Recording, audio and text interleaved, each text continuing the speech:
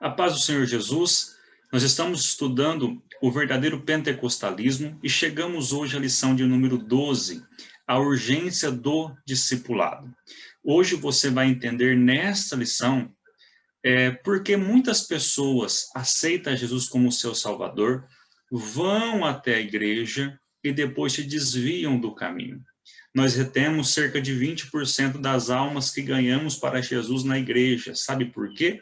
Porque as pessoas não entendem o que é o discipulado, não entendem o que é o tripé, o que segura as pessoas na igreja e também não entendem como desenvolver o discipulado. Então, esta lição, ela é maravilhosa para o entendimento de ganhar almas, sim, como foi na lição passada, mas agora de preservar essas almas com Cristo e desenvolver essas pessoas para o ministério. Nós estamos falando da urgência do discipulado. É por isso que é urgente, porque nós ganhamos muito, mas também perdemos muito. Se você está aqui pela primeira vez, eu sou Edivan Campos, sou superintendente da Escola Dominical aqui na Assembleia de Deus de Marília, congrego com o nosso pastor-presidente, pastor Elande Mariano, e tecemos aqui um comentário acerca das lições bíblicas da CPAD. Se você gostar dos nossos slides, tiver o desejo de ter aí para você também usar como fonte de ensino, aqui embaixo vai ter alguns links especiais. Vai ter o link aqui para você ter por e-mail, todas as vezes que nós postamos, nós vamos mandar por e-mail, então tem um link para você cadastrar o seu e-mail. Também nós temos um link do nosso canal silencioso, exclusivo do Telegram. Então, se você tem o desejo de entrar no canal, também vai ter o link aqui embaixo. E também temos o link da Tutoria EBD Online. O que é a Tutoria EBD Online? É uma área de membros, com todos os nossos vídeos, slides da Escola Dominical. E dentro da Tutoria EBD Online, nós também temos ali o curso Professor Lapidado. Toda semana postamos uma aula. Você vai entender o que é ser um professor lapidado, um professor que vai entender de si, da sua sala e como ensinar. Bom, então já te esperamos lá dentro da Tutoria EBD Online e vamos ao vídeo que está maravilhoso. Chegamos então à lição de número 12, a urgência do discipulado. Há uma urgência, há algo que tem que ser feito imediatamente. E o que é? O discipulado. Nós vamos entender por que ganhamos tantas almas e por que perdemos tantas almas. O nosso textuário diz assim: portanto, ide, foi o que nós aprendemos na lição passada, ensinai todas as nações. Esta palavra ensinai, ela vem de discipular todas as nações, batizando-as em nome do Pai, do Filho e do Espírito Santo. Então, nós temos o nosso textuário dando uma continuidade da lição passada. Você vai, você ensina, depois batiza. Nós vamos entender aqui essa forma que Jesus ele traz de conhecimento acerca de como estruturar uma alma. Quando a pessoa ela aceita Jesus, ela se converte, não é o simplesmente agora contar com a sorte, como muitos pensam. Nós temos aí uma retenção somente de 20% das almas que são ganhas. Nós perdemos muitas almas por falta de discipulado. A verdade prática diz assim: chamamos de discípulo na fé o aprendiz de um discípulo por meio de seu mestre, na igreja, para ajudar a desenvolver o seu crescimento espiritual. Então já ficou bem claro que nós temos que evangelizar, mas quando a pessoa chega na igreja, ela aceita Jesus, nós não podemos simplesmente contar com a sorte. É necessário, há uma urgência desse trabalho de discipulado logo nos primeiros passos desta pessoa. Então, o que é o discipulado? É a pessoa aprender através de um mestre, alguém que vai ter ali a capacidade, o tempo, o amor, o carinho, a dedicação de cuidar dessa alma. Essa aula aqui, eu acredito que ela tinha que ser nessa lição a segunda. A primeira era a passada, que era o evangelismo, a segunda seria essa, tá bom? Não estou aqui criando aqui algum pensamento ruim da lição, não é isso não. É que essa aula aqui, ela mexe comigo, ela toca o meu coração, porque, infelizmente, as igrejas hoje têm deixado o discipulado para trás. E eu sou fruto de discipulado. Alguém me discipulou, o presbítero Ademir Roque me discipulou por 2 anos e meio depois que eu fui para a igreja. Então, ele cuidou de mim esse tempo. Então, eu amo o discipulado porque eu fui discipulado. E se eu não fosse discipulado, talvez eu não estaria aqui gravando essa aula para você hoje. Então, há uma importância muito grande nessa lição. A leitura bíblica em classe está em Mateus 28, 16, 20 e também Atos 2, 42, 47. Nós vemos aqui uma ordem de Jesus na primeira parte da nossa leitura bíblica em classe, e na segunda parte nós vemos os discípulos fazendo aquilo que Jesus mandou. Nosso comentário da leitura, ele é bem simples, mas eu coloquei para dar o entendimento. Vá, portanto, é o que está dizendo no ID. Porque todo poder é meu, pode ir, vá, eu posso te defender. O mundo está sob o meu controle, está redimido. Foi-me dado em promessa por meu Pai, com a compra da minha morte. Embora você seja fraco, eu sou forte. Embora você encontre muitos problemas e perigos, eu posso defendê-lo. Embora você morra, eu vivo e a obra será realizada. Essas são as palavras de Jesus ali na grande comissão. Aí ele vai dizer, ensinai todas as nações. A palavra traduzida ensinar aqui não é a que geralmente é traduzida assim no Novo Testamento. Essa palavra significa propriamente discipular ou fazer discípulos. Isso deveria ser feito, no entanto, ensinando e administrando o batismo. Então, não é simplesmente falar alguma coisinha, é você acompanhar de perto essa ordem de Jesus, é fazer discípulos. Isso vai ficar muito claro à nossa mente hoje. Por que essa urgência? Porque nós precisamos, porque é uma ordem de Jesus. E ele já previu que se isso não acontecesse, nós teríamos problemas com o crescimento e estrutura da igreja. Então, nosso ponto central diz assim: discipular é o atuar no crescimento e desenvolvimento do crente. Então, a gente entende que esse discipular aqui do cristão é o que vai fazer ele crescer e se desenvolver. O discipulado acompanha a pregação do evangelho desde o princípio e é de fundamental importância como uma base inicial na formação cristã do novo convertido. A forma que a igreja local desenvolverá somará na formação do caráter cristão para o bem ou para o mal. Então, muitas igrejas hoje não têm o discipulado. O que é o discipulado? Para ficar bem claro aqui, imagina esses degrauzinhos que tem aqui no slide, a pessoa vai aprender a começar a sua subida ministerialmente aqui.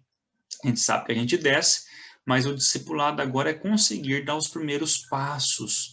Então, quando a pessoa ela recebe o evangelho e ela aceita Jesus como seu salvador, qual é o passo que vocês tomam aí na sua igreja que você congrega? Vocês simplesmente acham que a pessoa chegando, ela vai se sentir bem ali no meio, e aí você vai pensar que vai dar sorte dela ficar no meio de vocês? Isso não vai acontecer. É necessário, é fundamental o evangelho. Já falamos na lição passada que para evangelizar também tem estratégia. Se você está num bairro pobre, um bairro de carente, que necessita pelo menos de uma comida, de uma necessidade básica, de uma roupa, não adianta você alugar um caminhão de som, fazer uma grande cruzada. Pode dar certo? Pode. Mas seria mais eficaz você comprar a cesta básica e distribuir ali naquela parte da população. Ah, mas eu estou num bairro nobre. Então, você não vai dar cesta básica. Faz um evento para a família, convida as famílias de um condomínio, convida ali o pessoal num lugar um pouquinho melhor, e ali você fala sobre família e faz um fechamento na igreja à noite. Aqueles que quiserem ir, vai para lá. Então, você tem estratégia para evangelizar. Só que agora, a pessoa veio para a igreja, você já deu certo a estratégia. Só que agora você tem que nutrir essa pessoa, você tem que cuidar dessa pessoa agora espiritualmente. Não adianta só trazer para a igreja. Agora é necessário um cuidado. E qual é o cuidado? Primeiramente é o discipulado. O que é o discipulado? Vem de discípulo, aprendiz, aluno, seguidor. é aplicado no âmbito secular religioso. Qualquer sentido desse termo se aplica ao cristão. Então, o discipulado, ele vem para várias partes da nossa vida. Hoje, por exemplo, você pode estar assistindo aqui essa aula como um professor. Se você não é um professor, você está querendo aí se moldar, entender a lição, isso é muito bom. E não pense você que eu também não sou discípulo. Eu tenho mentores até hoje que eu sigo. Agora, nós vamos entender que o discipulado, ele está em todas as etapas da nossa vida. A gente sempre vai ser discípulo. Então, nós temos que entender que quando a pessoa chega na igreja, aceita Jesus, ela é a parte fundamental para nós introduzirmos ali o evangelho, para ela entender o que é ser discípulo. E agora é o interessante. O que é o discipulado? O subtópico 1, o discípulo. O termo se aplica com frequência nos evangelhos aos seguidores de Jesus. E aqui nós vamos ver umas expressões que, quando Jesus ia a alguns lugares, os seus discípulos estavam com ele.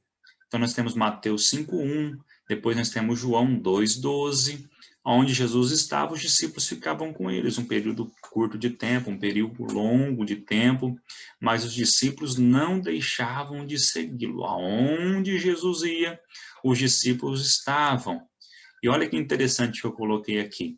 O discipulado ensina a seguir a Cristo e não o seu professor. Lá fora no mundo, sim, o mestre ensina o seu discípulo para ser igual a ele. Aqui na igreja, não. Nós ensinamos a pessoa a ser como Cristo. Então, o verdadeiro discipulado não traz méritos próprios, porque imagina o tanto de igreja que nós temos e o tanto de pessoas diferentes que nós temos.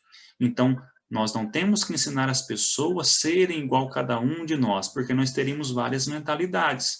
Então, o discipulado correto é que o professor, ele leve o seu discípulo a ser igual a Cristo. É um ensino básico para o novo convertido. Felizmente ganhamos muitas almas, mas infelizmente perdemos muitas por falta dessa base do discipulado. Instruções que abrangem vários aspectos da vida. Essas instruções são espiritual, emocional e social.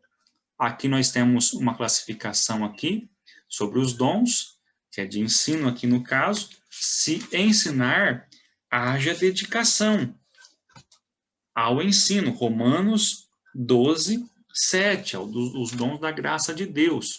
Então, se você não tem paciência para ensinar um novo convertido, se você não ama dar explicações, repetir a mesma coisa 10, 15 vezes, cuidar dessa alma, você não pode ser um discipulador.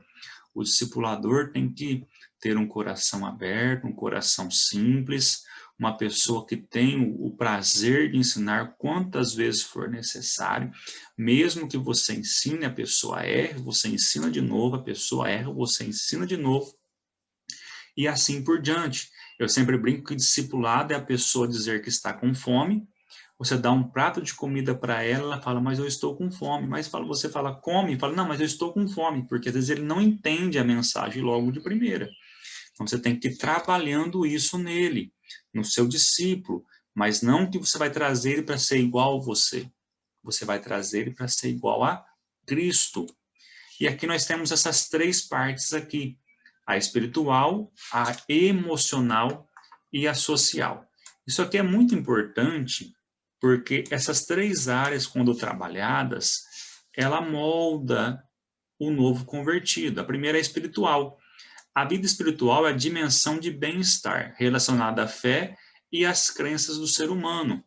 Para alcançar o bem-estar espiritual, é preciso ter liberdade para exercer a fé, valores e propósito pessoal. Então, nós temos que entender que o discipulado, ele vai dar parâmetros espirituais para a pessoa.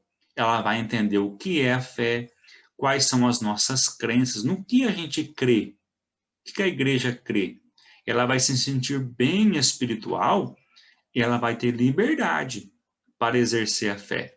Nós não forçamos a pessoa, nós ensinamos, nós discipulamos, e a partir disso, ela por si própria vai tomar as suas escolhas. Mas se a gente não ensina, as escolhas dela ainda vai ser umas escolhas um pouco conturbadas. Então, toda vez que você trabalha uma vida, você tem que deixar bem claro sobre a nossa fé e as nossas crenças, no que acreditamos, como se portar, como ter uma vida espiritual sadia. E a emocional? É a vida mental, é sinônimo de qualidade de vida emocional, ou seja, o equilíbrio entre as emoções e sentimentos diante dos desafios, conflitos, mudanças e demais eventos da vida. Em 2019, nós tínhamos no Brasil cerca de 18 milhões de pessoas com ansiedade, pânico e depressão. Sabe o que é isso? É uma vida emocional desequilibrada. Então, a igreja traz esse ensino para ela ter uma vida emocional equilibrada. Qual que é um dos ensinos fundamentais? Não vou entrar em todos. Acerca do futuro.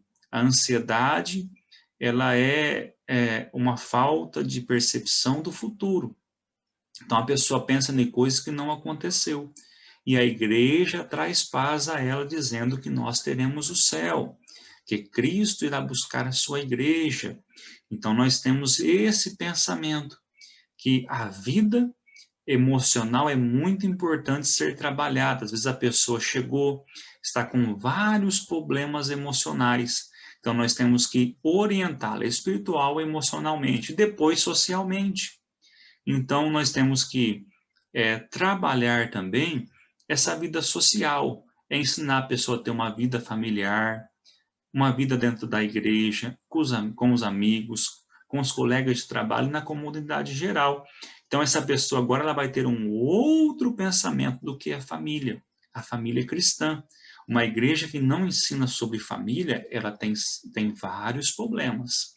Então, nós temos que entender que não basta somente ensinar e fazer tudo dentro da igreja, o discípulo, mas é necessário também mostrar para ele esse trabalho social, que é fora da igreja também. O que é o discipulado ainda no subtópico 2, a grande comissão. O que é a grande comissão? A grande comissão é a base para o evangelismo e o trabalho de missões transculturais na teologia cristã, visto que o Senhor deu instruções finais para os seus seguidores irem a todas as nações e que ele estaria com eles até o final dos tempos. Os cristãos de todas as gerações abraçaram esse mandamento. O verbo ensinar, em ensinar todas as nações, Mateus 28, 19, a parte A, ou façam discípulos de todas as nações. Essa que é a tradução, é fazer discípulos, é discipular. Então, nós vamos entender que Jesus, quando ele faz essa grande comissão, é para o trabalho, para o evangelismo e missões. Deixa eu falar uma coisa aqui que é bem clara. Não adianta enviar um missionário se o missionário não discipular. A ideia de Jesus é, quando você está em um trabalho e você sai de lá, o trabalho continua. Se você chega em um trabalho, enterra o talento e não multiplica, não adianta nada. A igreja fazendo um trabalho que não tem discípulo. Aqui, por exemplo, na igreja local, não adianta nada fazer cruzada, não adianta nada entregar cesta básica, não adianta nada ganhar alma, se a alma chega e a gente não faz discípulo. A realidade é essa. Não adianta nada mandar um missionário e o missionário fica lá 2, 3 anos e quando ele vem embora, o trabalho acaba. Isso não adianta. A grande comissão de Jesus é diferente. É isso que ele está dizendo. Ele veio, começou com 12 discípulos, e quando ele se retirou, o trabalho continuou. Então, essa é a mentalidade de Cristo, que o trabalho continue, independente de onde seja. Então, se Deus te deu a chance de trabalhar em algum projeto, a intenção é que quando você se retire, a prova que você fez um bom trabalho de discipulado é que o trabalho continue. Esse é o grande trabalho. Esse é o grande trabalho da comissão. Não é de bater no peito e falar, eu tenho tantos membros, eu tenho tantos dizimistas. Não. É quantos discípulos nós formamos aqui? Nós temos aqui na igreja 10 famílias que são aptos a desenvolver o trabalho e deixar mais discípulos. Então, essa é a dinâmica da grande comissão que Jesus preparou. O discipulado não é uma opção, é mandamento divino para edificação e crescimento de cada cristão. Então, qual que é a estratégia do discipulado? Qual que é a estratégia? Lembra que a gente falou que tinha a estratégia do evangelismo?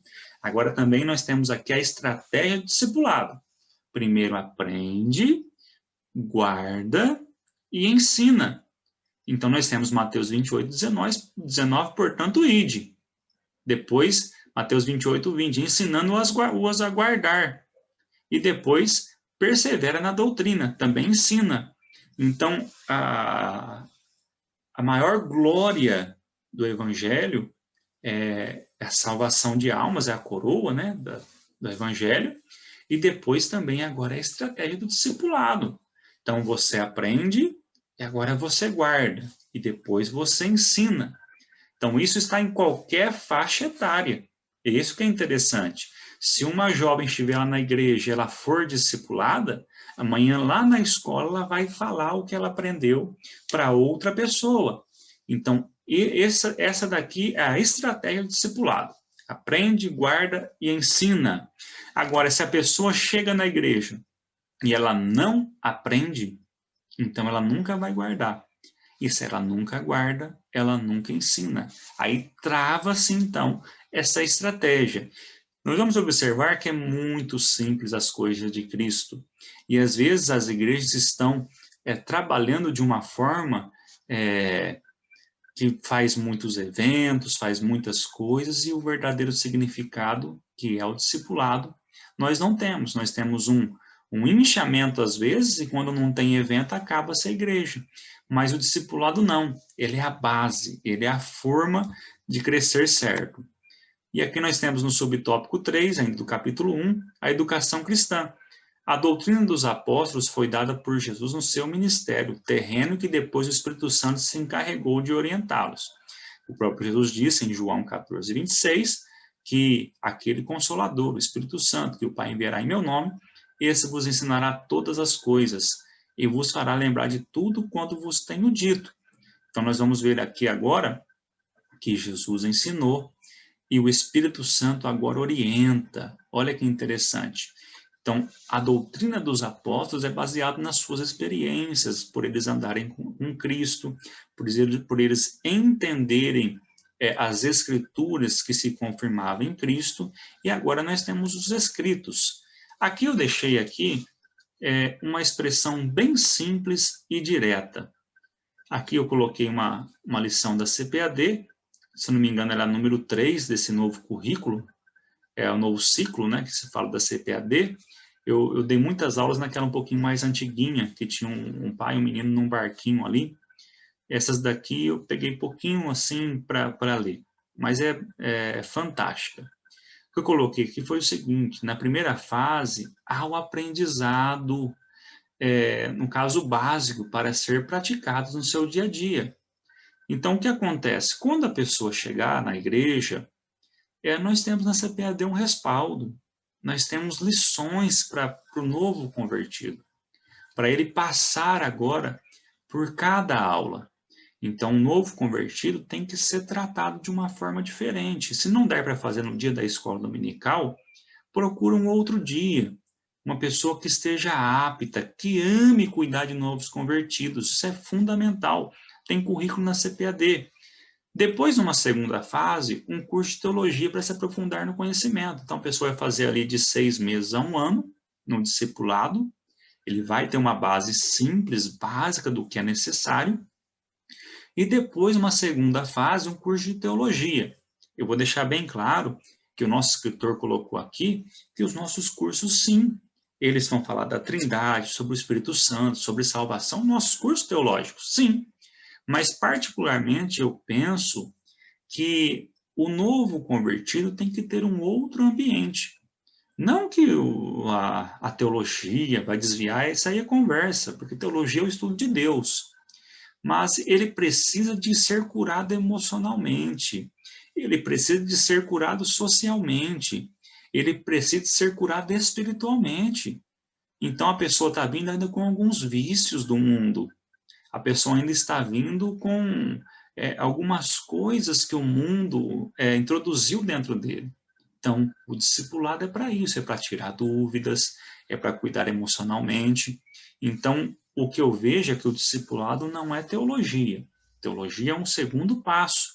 Agora, por exemplo, às vezes nós queremos colocar logo a pessoa num cargo da igreja, logo para fazer teologia, já consagra rapidamente, e isso não é bom, porque às vezes a pessoa ainda não se regenerou, a pessoa não passou por um processo de transformação, de regeneração. Então, um conselho é que na primeira fase, aquele que entrar a partir de agora na sua igreja, se não tem o discipulado, conversa com o seu pastor, faça o discipulado acontecer, nem que você tenha aí uma demanda reprimida, que a demanda reprimida às vezes tem 5 ou 6 esperando, e aí você começa com 5 ou com 6 e vai sempre colocando aluno na sala para virar uma sala rotativa. Aqui no caso nós vamos começar uma nova sala, iríamos começar essa semana por agora, daqui uns 15 dias, mas entrou o lockdown. Então, depois nós temos 5, 6 alunos querendo fazer, a gente vai começar uma sala de discipulado. Então é muito importante que essa sala exista, e não somente naquele horário. Quem é responsável pelo discipulado tem que cuidar fora daquele horário da lição também dos seus alunos. Então, qual é o tripé do discipulado? Palavra, comunhão e serviço. Sem esse tripé, não há discipulado, é uma trilogia. Era a marca da igreja de Jerusalém logo após o Pentecostes. Isso influenciou a maioria das igrejas de todos os lugares, em todas as épocas, e continua valendo até hoje. Então, é 3 coisas que é fundamental: palavra, comunhão e serviço. Primeiro nós vamos falar sobre a palavra, então. Primeira parte do tripé. A autoridade das Escrituras é singular e única, pois a sua fonte é o próprio Deus. Elas foram faladas primeiramente pelos profetas do Antigo Testamento e depois pelos apóstolos do Novo Testamento. 2 Pedro 3:2, os primeiros discípulos perseveravam na doutrina dos apóstolos, Atos 2:42. Lembra que eu falei que Jesus começou com os 12, discipulou os 12, foi um discipulado de 3 anos aproximadamente. Olha que interessante, Jesus se preparou 30 anos para exercer um ministério de 3 anos, e depois, 3 anos e meio, mais ou menos 3 anos, e depois discipulou os 12 aproximadamente 3 anos. Olha que interessante, Jesus ficou com eles aproximadamente 3 anos, discipulando eles por uma vida toda. Então nós vamos entender que se Jesus discipulou 3 anos, nós temos essa base de discipulado. 3 meses não é suficiente. Nós temos que ter aí uma base de 1 a 2 anos. 1 ano, que é fundamental fazer as revistas da CPAD, que é muito interessante para dar o crescimento, e depois algum acompanhamento de perto. Mas às vezes com 6 meses a pessoa já é consagrada, já está fazendo um monte de coisa na igreja e não passou pelo discipulado. Sabe o que vai acontecer lá na frente? A pessoa não vai se sustentar, porque não teve esse princípio. Nós já tivemos uma aula aqui sobre a palavra, falamos só sobre a palavra aqui dentro dessas lições. O ensino se baseia nas escrituras, quanto na própria experiência dos apóstolos, que receberam revelação diretamente de Jesus durante seu ministério terreno, e agora nós vemos após o Pentecoste do Espírito Santo. Então, na atualidade, não temos os apóstolos conosco. No entanto, eles ainda nos ensinam pela palavra de Deus e a Bíblia. Olha que interessante. Imagina se você quiser que Pedro sente na sua sala para ensinar, é só você abrir a carta de Pedro. Paulo também pode ensinar? Pode, é só abrir as cartas de Paulo. João pode ensinar? Pode, é só abrir o Evangelho de João, as cartas de João. Então, os ensinos que nós temos, os fundamentos que nós temos, vêm dos apóstolos. Isso é a doutrina dos apóstolos, que eles ensinaram. Então, não pode aparecer alguém hoje querendo colocar um outro fundamento. E são esses fundamentos que o novo convertido tem que aprender. Então, nós não temos apóstolo conosco hoje? Não. mas nós temos sim o ensino que eles deixaram, a base da igreja, a doutrina dos apóstolos foi o que eles ensinaram. E agora nós temos a segunda parte, que é a comunhão, que é ter tudo em comum e partilhar da mesma crença e comunhão. A palavra grega koinonia, comunhão, significa compartilhar ou participar mutuamente de algum evento comum ou acordo. Então, essa comunhão é o que fez a diferença ali na igreja de Jerusalém. Lembrando que os novos convertidos, eles eram expulsos dos seus trabalhos, da sua comunidade. Por quê? Os judeus não aceitavam que eles se rendiam a Cristo. Então, a igreja ali de Jerusalém, quando a gente estuda a eclésia, o estudo da igreja, eles se uniram. Por exemplo, no capítulo 4, Barnabé vende uma casa e ele vai fazer uma doação à igreja do valor daquela casa. O Barnabé era um discipulador. Se você olhar para o Barnabé, ele era um discipulador, ele amava discipular. No Antigo Testamento, a ideia de comunhão está no relacionamento da pessoa com o seu próximo e não com Deus. Olha que interessante, isso daqui é o sentimento do Antigo Testamento. Nós temos o exemplo de Abraão, que era amigo de Deus, Moisés, que falou face a face com Deus, mas eles não provaram a mesma comunhão com Deus como os crentes da nova aliança. Por que eles não provaram? Porque hoje o Espírito Santo habita dentro de nós, o próprio Deus está em nós. Vós sereis meus amigos se fizerdes o que eu vos mando. Então Jesus vai dizer aqui que ele vai ter amigos se fizer o que manda. Então aqui é uma expressão que o Antigo Testamento, aqueles homens não provaram o que nós provamos hoje. E aqui ele colocou o Salmo 133, 1. Ó quão bom e quão suave é que os irmãos vivam em união. Unidade não exige que sejamos cortados do mesmo tecido. Olha que interessante.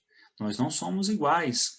Uma igreja terá pessoas com dons, personalidades e opiniões diferentes. Isso aqui nós tratamos no curso Professor Lapidado, na primeira etapa da exploração. A gente mostra o tipo de personalidades e comportamentos que nós temos.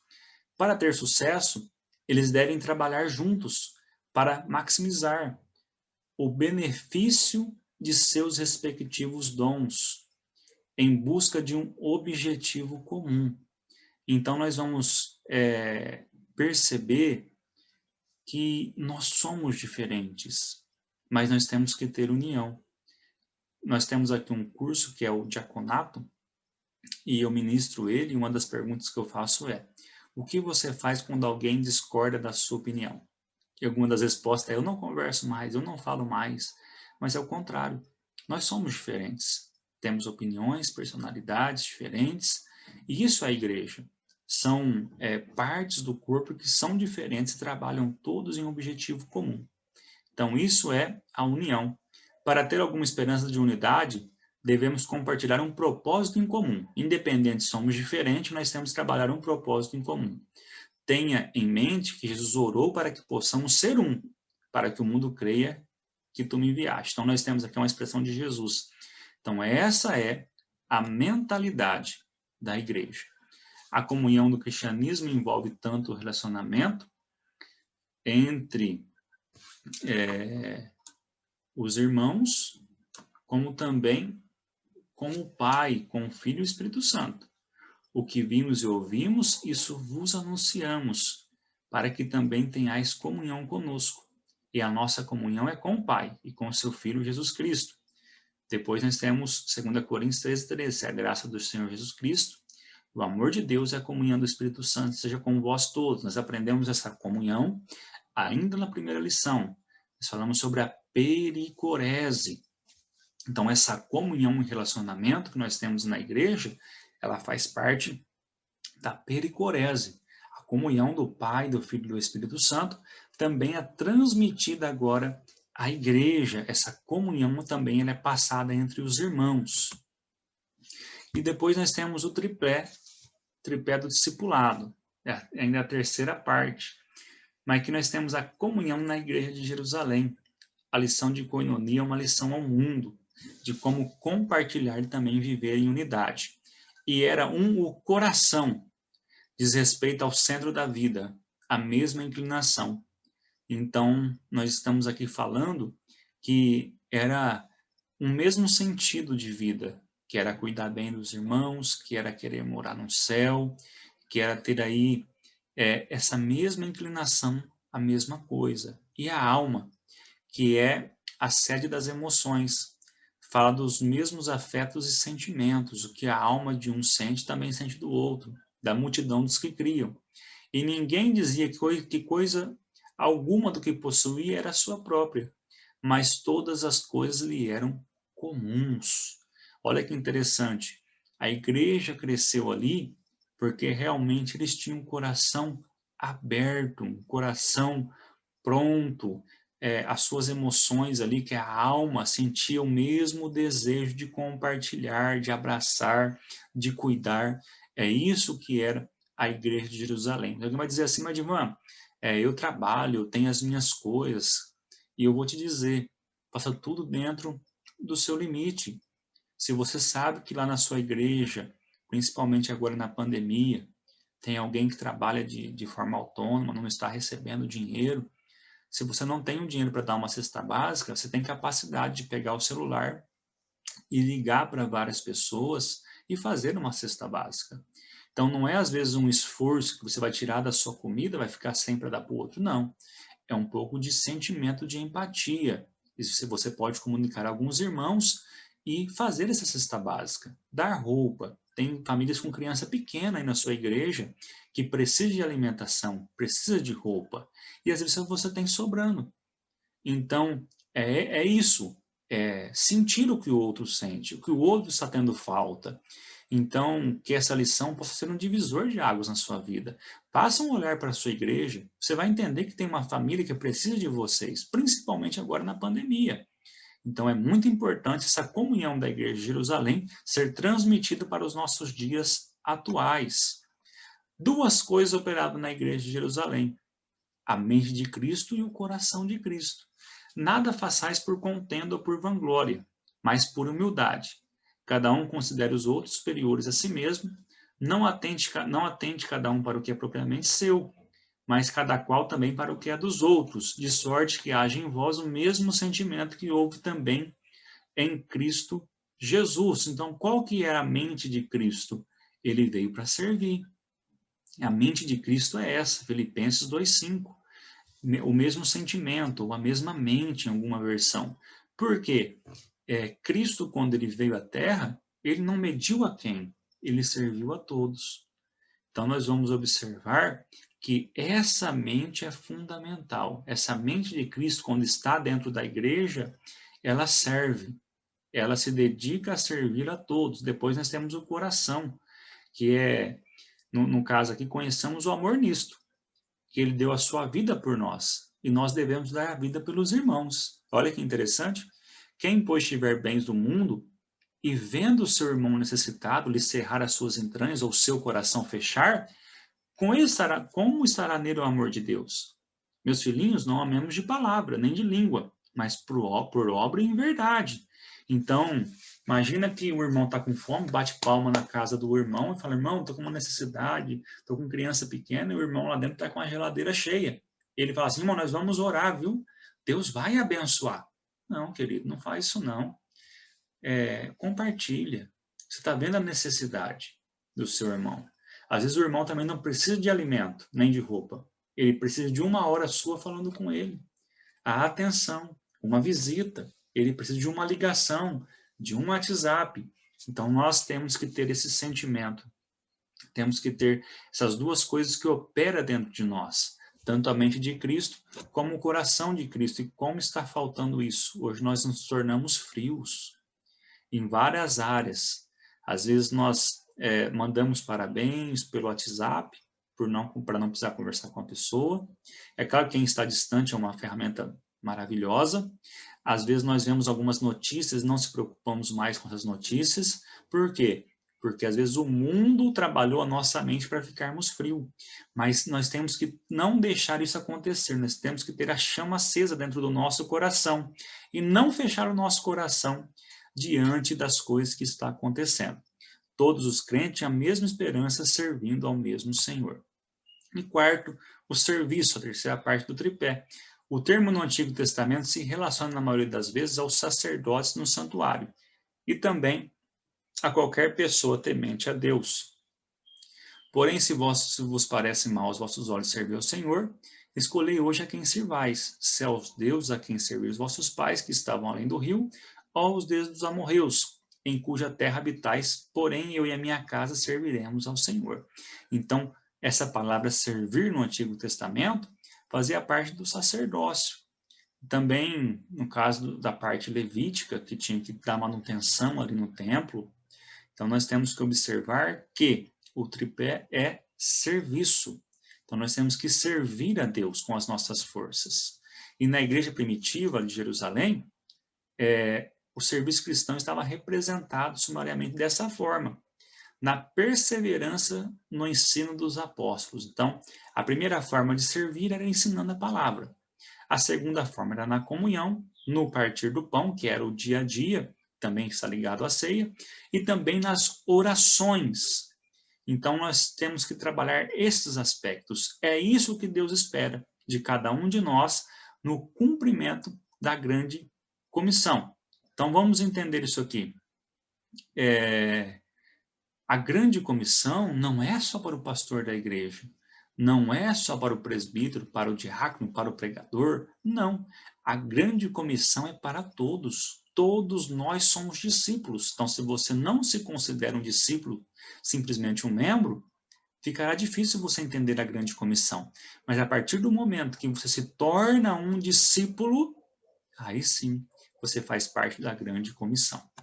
E aqui nós temos o tópico 3, o discipulado, o crescimento sadio da igreja. A igreja precisa do processo do discipulado para cumprir o propósito da grande comissão. Não se trata de opção. É uma ordem de Jesus para a edificação e crescimento espiritual da igreja. Então, ter o discipulado, o processo do discipulado, não é opção. Não é uma coisa que você fala assim, vou implantar isso aqui na igreja, mais para frente eu vou implantar. Não, é uma urgência. A igreja que não tem discipulado é uma igreja que vai ter sérios problemas, ela vai encher e vai se esvaziar. E depois não vai ter mais discípulos que fazem discípulos.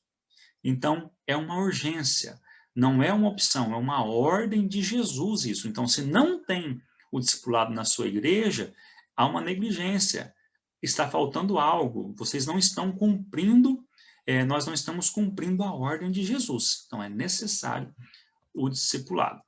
E aqui nós temos o tópico 1, o tópico 3, no parágrafo 1, que diz assim, o crescimento espiritual. A pessoa é uma nova criatura, passa por uma nova experiência, uma nova instrução, ela vai ter uma nova vida. Olha os degraus. O objetivo do discipulado é instruir o novo convertido sobre os vários aspectos da vida. Então, ele começa a crescer agora espiritualmente. Elas precisam ser ensinadas para o seu crescimento espiritual, e amadurecimento. Ele vai amadurecer. Antes crescei na graça e conhecimento de nosso Senhor e Salvador, Jesus Cristo. A ele seja dada a glória, assim agora como no dia a dia da eternidade. Amém. 2 Pedro 3,18. Então ele vai crescer na graça, ele vai entender que a graça alcançou ele, e agora ele vai começar a conhecer o Senhor Jesus Cristo e os aspectos da salvação que está com ele. E aqui no subtópico 2 do capítulo 3, diz assim, o crescimento numérico. O processo do discipulado proporciona à igreja, além do crescimento espiritual, crescimento numérico. Olha que interessante. Assim, pois, as igrejas em toda a Judéia, Galiléia e Samaria tinham paz, e eram edificadas, e se multiplicavam, andando no temor do Senhor, e consolação do Espírito Santo. Atos 9:31. Então, agora vai ter um crescimento numérico. Por quê? Se entra um discípulo, ele se firma, ele vai fazer outro discípulo. Então, são 2. E 2 gera 4. Olha que interessante a estratégia de Jesus. Lá em Lucas 10, ele começou nos 70. E qual que é a estratégia? Se Jesus manda os 70 fazer uma visita por vez, talvez eles fariam 5 visitas no dia. Mas ele teve a estratégia e disse assim, olha, vai de 2 em 2. Então, já partiu para 35 visitas. Olha que interessante. E se cada um fizesse Se eles fizessem 10 visitas, daria 350 visitas no dia. Então, olha a estratégia de Jesus. E agora, que interessante, é que das almas que nós ganhamos, que eles tenham essa base para o crescimento. Porque ele vai dar o testemunho, ele vai contar como se sentiu feliz, como ele foi transformado, como ele se sentiu bem, como ele foi cuidado, e isso vai contagiar, e isso vai gerar o crescimento numérico.